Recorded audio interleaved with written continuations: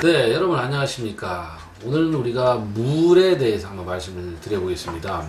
근데 이제 물을 많이 마셔라. 근데 물은 무조건 과연 많이 먹을수록 좋은가? 우리가 물을 많이 마셔서 생기는 병도 있습니다.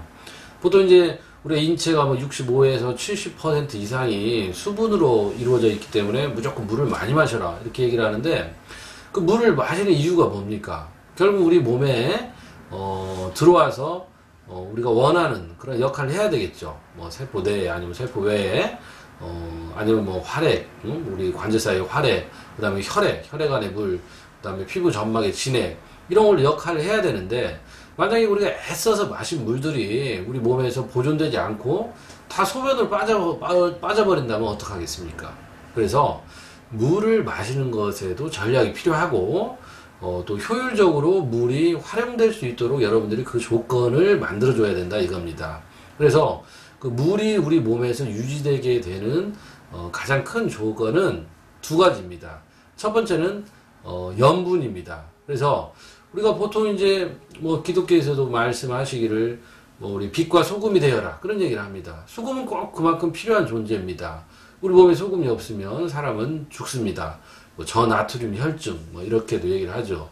그 소금이라고 하는 것은 우리 몸에 수분을 가지고 있기 위해서 필요한 것입니다. 우리 몸의 인체의 소금 농도는 항상 우리 생리식염수를 생각해 보면 되겠죠. 우리 0.9%의 소금 농도를 항상 유지하려는 성질이 있습니다. 그래서 특히 여름에 땀을 많이 흘리고 나면 염분을 보충해 줘야 되는 이유가 바로 거기에 있는 것이죠. 그 다음에 몸이 더워져야 됩니다. 몸이 찬 사람들은 물을 찾지를 않습니다. 또한 물을 찾아도 물을 마셔도 다 소변으로 빠져버리게 됩니다. 근데 그 소변으로 빠지는 것이 여러분들이 뭐 수도꼭지를 열어놔서 그냥 그대로 빠지는 것이 아니죠. 신장에서 그 물을 걸려야 된다는 것입니다.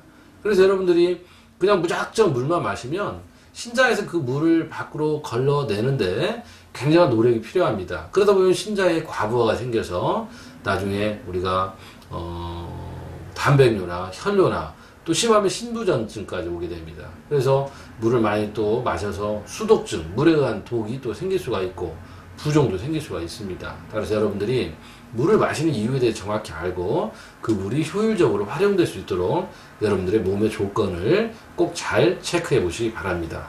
오늘 여기까지입니다.